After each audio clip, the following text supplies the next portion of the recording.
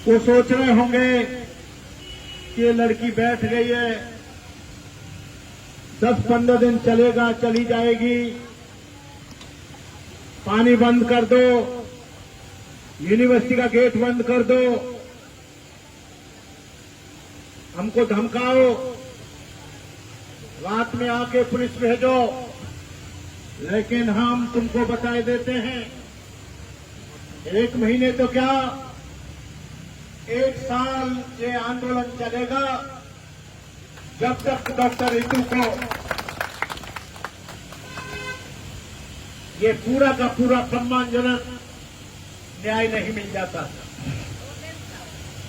यहां पर जुल्म होने की फहरिस्त बहुत लंबी है।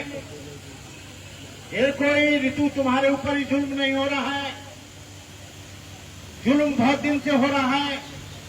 लेकिन जो जुल्म सहकर बच गए, ठह गए, चले गए, बैठ गए अपने घर में चुपचाप, उन्होंने समझौता कर लिया।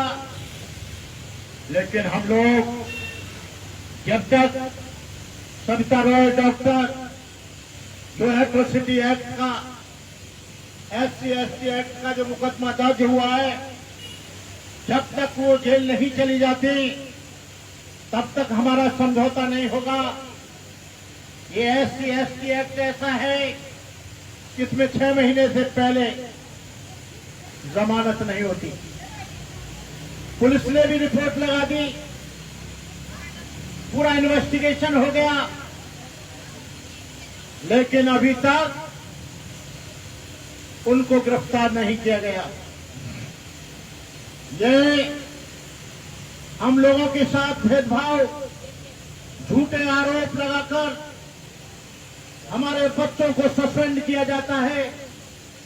हमारे बच्चों की यूनिवर्सिटी में नहीं, छोटे छोटे कॉलेजों में उनकी मेरिट को खराब किया जाता है। मेरिट ही खराब नहीं, उनके साथ ऐसा भेदभाव किया जाता है जिससे वो मानसिक दबाव में आकर आत्महत्या कर लेते हैं, फांसी पर लटक जाते हैं। इस बात का जिम्मेदार वो बच्चा नहीं होता, इस बात का जिम्मेदार वो होता है जो उसके ऊपर जुल्म करता है, जातिगत आधार पर उसका उत्पीड़न करता है, जातिगत आधार पर उसको सताया जाता है, जातिगत आधार पर उसको नंबर कम दिए जाते हैं, जातिगत आधार पर उसके साथ भेदभाव किया जाता है। लेकिन डॉक्टर रितु, तुम झुकना मत, हम लोग पूरा देश तुम्हारे साथ है। हमने यूनिवर्सिटी के कई प्रोफेसरों को बातचीत की है, वो भी समय आने पर आ जाएंगे। आप चिंता मत करो, ये जुल्म कोई आज का नहीं है, हजारों साल का जुल्म है। लेकिन जो लोग पढ़े लिखे लोग हैं, जिन्होंने शिक्षा श्रेणी का दूध पिया है, वो कभी झुकेंगे नहीं, टूट जाएंगे, लेकिन अपने वादों से मुकरेंगे नहीं। ये मैंने कई यूनिवर्सिटियों के प्रोफेसरों से बात की कि तुम क्यों डरते हो, लेकिन तुम अम्बेडकर मंच पर जाकर, अम्बेडकर जयंतियों में जाकर, सामाजिक मंचों पर जाकर, मैं कई प्रोफेसरों को जानता हूं, दिल्ली यूनिवर्सिटी के लिए लोगों को जो बड़ी बड़ी स्पीच और बड़ी बड़ी वकालत करते हैं समाज के बारे में, जुल्म के बारे में, लेकिन वो यहाँ उनको आना चाहिए। लेकिन यदि वो यहाँ नहीं आते हैं तो समझो भंते करुणाकर पहला व्यक्ति होगा जो सामाजिक मंच पर उनको धक्का मार के नीचे डालेगा। धक्का नहीं मारेगा, 4-5 लड़के पकड़ूंगा, पैर पकड़कर उनको नीचे फेंक दिया जाएगा। ऐसा नहीं है। तुम मंच पर, समाज पर के मंच पर जाओ और समाज का सम्मान पाओ, लेकिन समाज पर जुल्म हो तो चुपचाप तुम भीगी बिल्ली की तरह चुप बैठे रहो। क्या यहाँ के MP MLA जो रिजर्व सीट से आते हैं, क्या उनको पता नहीं है? कुछ लोग इतने चालाक हैं, राजनीतिक लाभ के लिए जब उनको भीड़ दिखाई देती है तो वो अपना लंबा चौड़ा भाषण ठोकते हैं और भाषण करके गाड़ी में बैठकर चले जाते हैं, लेकिन वो सहयोग के नाम पर एक कदम भी सहयोग तो नहीं देते हैं। चलो पैसा मत दो, लेकिन कम से कम तुम अपने लोगों को यहाँ भेजो, कम से कम अपने वॉलंटियर भेजो, कम से कम तुम 1-2 दिन में चक्कर लगाओ। लेकिन जब उनको दिखती है कि ऋतु, डॉक्टर ऋतु के यहाँ भीड़ आ रही है, चलो भाई अच्छे पढ़े लिखों की भीड़ आ रही है, हमारी पहचान बनेगी। आज मैं देख रहा हूँ हमारे वकील साहब, क्या नाम है, भानु प्रताप जी, और हमारे वो वकील साहब, क्या नाम है उनका, राजा साहब, और हमारे यादव जी यहाँ पर बैठे हैं। इन पर भी काम है, इनको भी घर जाना है, इनके भी बच्चे हैं, लेकिन बच्चों को टाइम न देकर इन्होंने ऋतु को अपना बच्चा समझा है कि ऋतु पर परेशानी है, हमको जाना चाहिए। मैं अपने पैर से लग रहा हूँ, लेकिन मैं कार से नहीं आया, क्यों कार से क्लिप मेरे से धमकी नहीं है, इसलिए मैं स्कूटी से आया कि मुझे जाना चाहिए उस बच्ची के, उसके देखने के लिए, क्योंकि वो बच्ची संकट में है।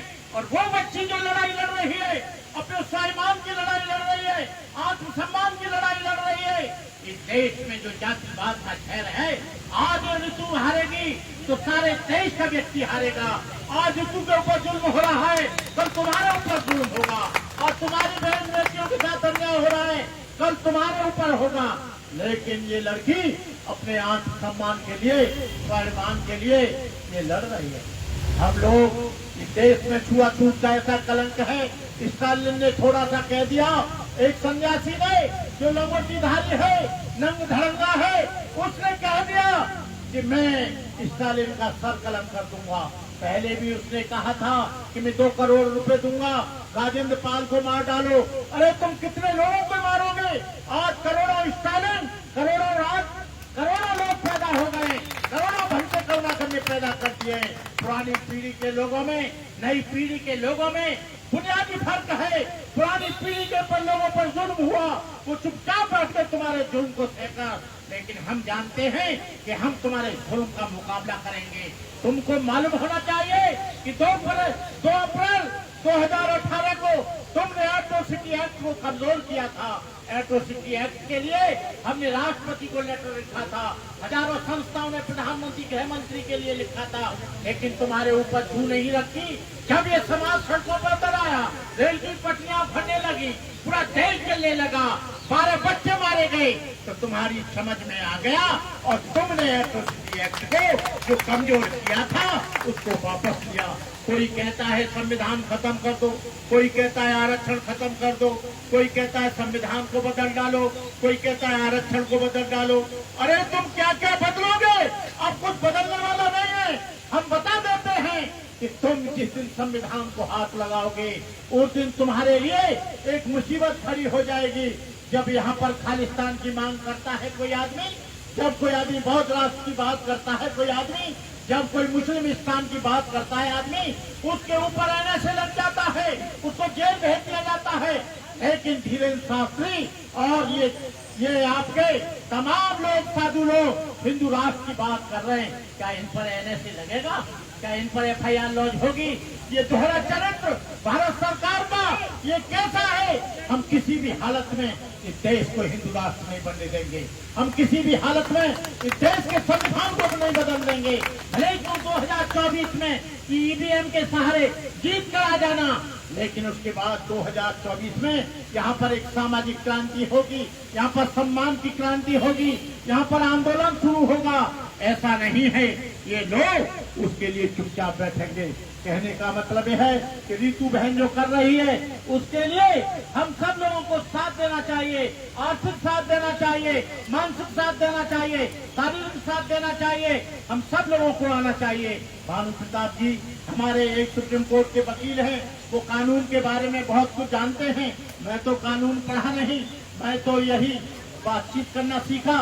तो मैं चाहता हूँ कि इस लड़की को न्याय मिलना चाहिए। यदि न्याय नहीं मिलता है तो सुप्रीम कोर्ट में हम इस केस को ले जाएंगे, यहाँ नहीं रुकेंगे।